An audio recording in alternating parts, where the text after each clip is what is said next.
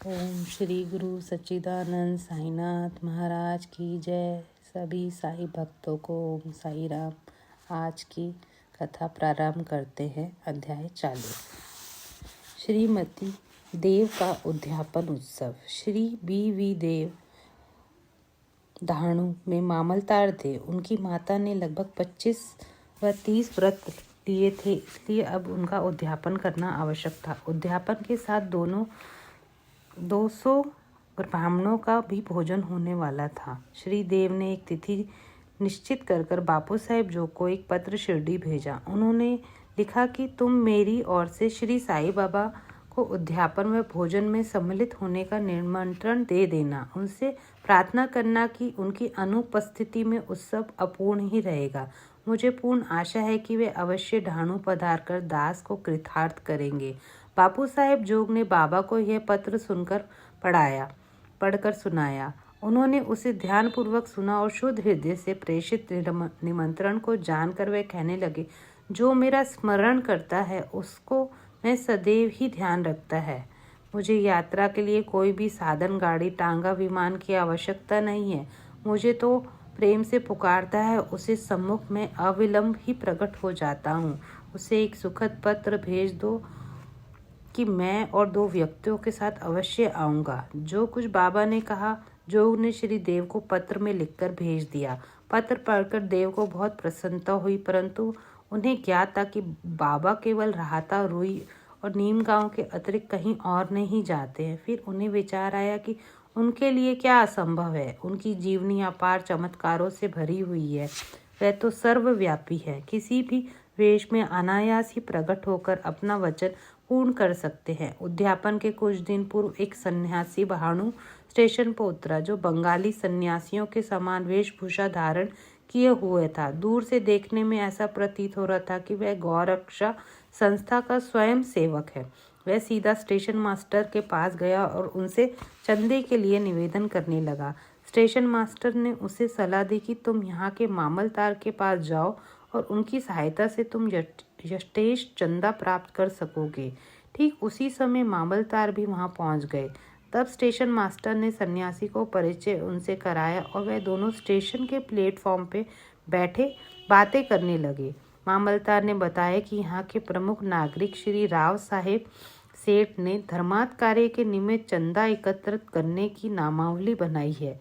अब एक और दूसरी नामावली बनाना कुछ उचित सा प्रतीत नहीं होता, इसलिए श्रेयस्कर होगा कि आप 2-4 माह के पश्चात पुनः यहाँ दर्शन दें। यह सुनकर सन्यासी वहाँ से चला गया और 1 माह पश्चात श्री देव के घर सामने तांगे से उतरा। तब उसे देखकर देव ने मन ही मन सोचा कि यह चंदा मांगने ही आया है।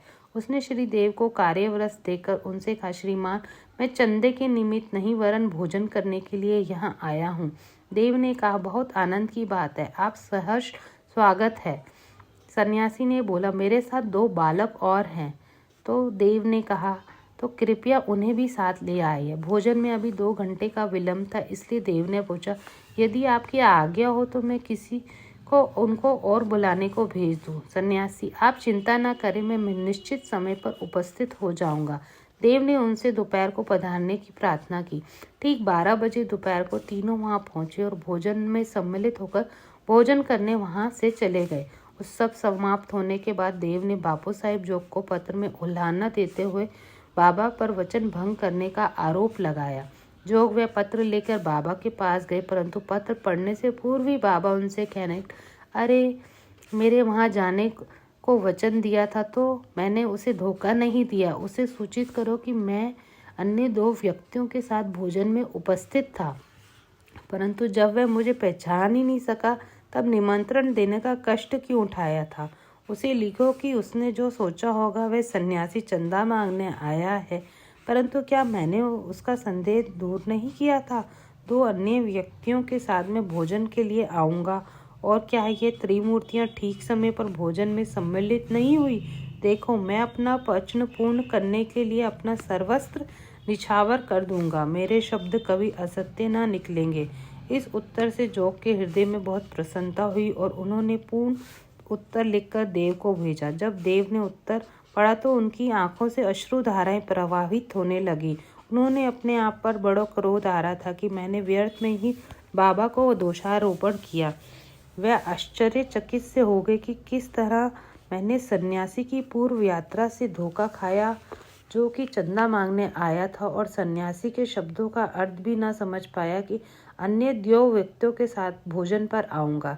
इस कथा से विदित होता है कि जब भक्त अनन्य भाव से सद्गुरु की शरण में आता है, तभी उसे अनुभव होने लगता है कि उसके सब धार्मिक कृत्य उत्तम प्रकार से चलते और निर्विघ्न समाप्त हो जाते हैं। हेमंत पांडे का होली त्योहार पर सहभोज। अब हम एक दूसरी कथा बतलाते हैं कि बाबा ने किस प्रकार चित्र रूप में प्रकट होकर अपने भक्तों की इच्छा पूर्ण की।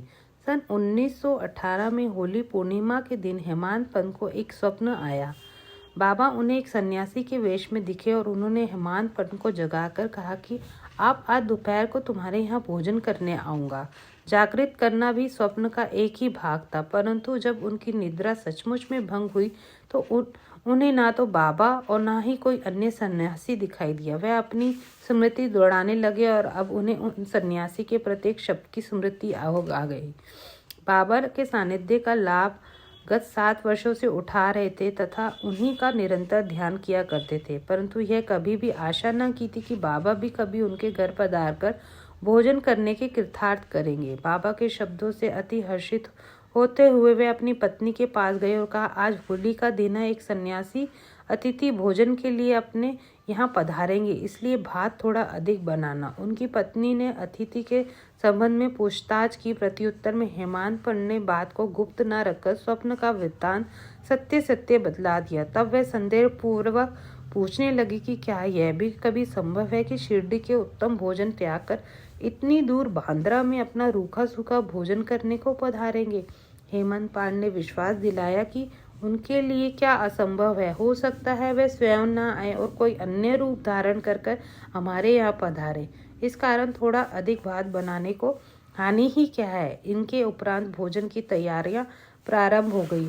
होली का पूजन प्रारंभ हो गया और पतले बिछाकर उनके चारों ओर रंगोली डाल दी गई।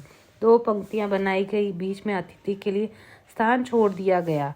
घर में सभी कुटुंब, पुत्र, नाती, लड़कियां, दामाद इत्यादि अपना अपना स्थान ग्रहण कर लिया और भोजन परोसना भी प्रारंभ हो गया। जब भोजन परोसा जा रहा था तो प्रत्येक व्यक्ति उस अज्ञात अतिथि की उत्सुकता पूर्वक राह देख रहा था। जब मध्याह्न भी हो गया और कोई भी न आया, तब द्वार बंद कर सांकाल चढ़ा दी गई। अन्न शुद्धि के लिए घृत वितरण हुआ, जो भोजन प्रारंभ करने का संकेत है। वैश्वदेव अग्नि को औपचारिक आहुति देकर श्री कृष्ण को नैवेद्य अर्पण किया गया। फिर सभी लोग जैसे ही भोजन प्रारंभ करने वाले थे, इतने में सीढ़ी पर किसी की आहट स्पष्ट आने लगी। हेमंत पांडे ने शीघ्र उठकर सांकल खोली तो 2 व्यक्ति अली मोहम्मद और मौलाना मुजावर को द्वार पर खड़े हुए पाया। इन लोगों ने जब देखा कि भोजन परोसा जा चुका है तो केवल प्रारंभ करना ही शेष है, तो उन्होंने विनीत भाव में कहा, आपको बड़ी असुविधा हुई, इसके लिए हम क्षमा प्रार्थी है।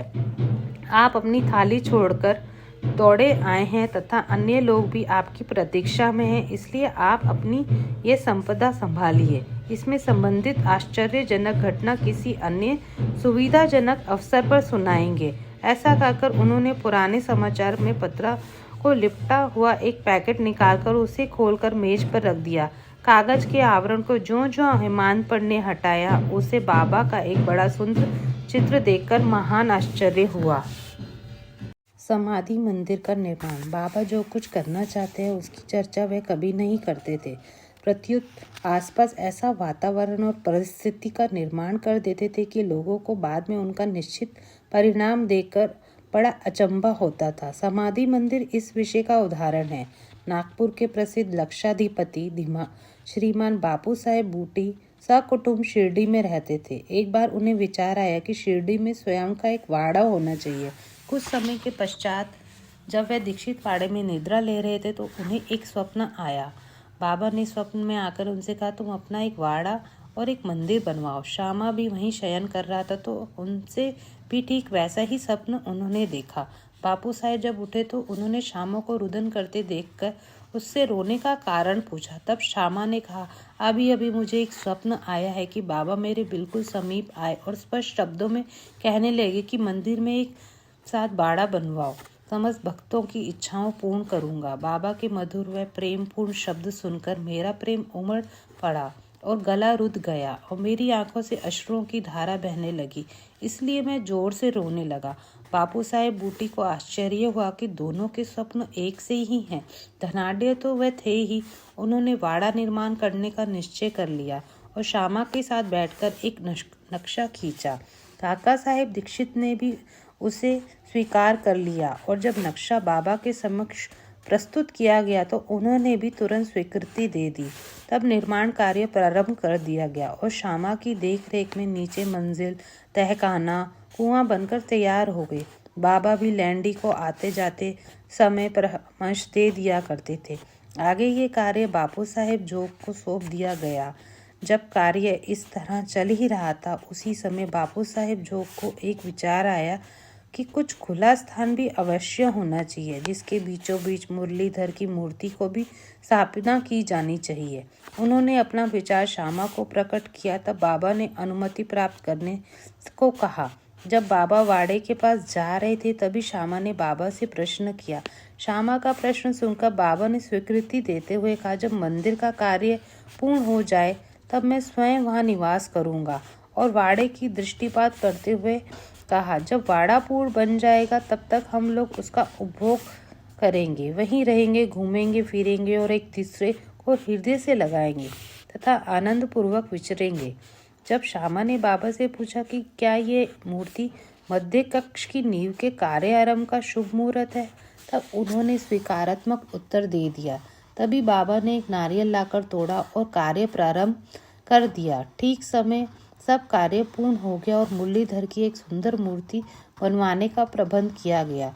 अभी उसका निर्माण कार्य प्रारंभ ही न हो पाया था कि एक नवीन घटना घटित हो गई। बाबा की स्थिति चिंताजनक हो गई और निराश से हो गए। उन्होंने सोचा कि यदि बाबा चले गए तो वाड़ा उनके पवित्र चरण स्पर्श से वंचित रह जाएगा और मेरा सब रुपया व्यर्थ हो जाएगा। परंतु अंतिम समय बाबा के श्रीमुख से निकले हुए वचने मुझे वाड़े में ही रखना केवल बूटी साहिब को ही सांत्वना नहीं पहुंचाई, वरन अन्य लोगों को भी शांति प्रदान की।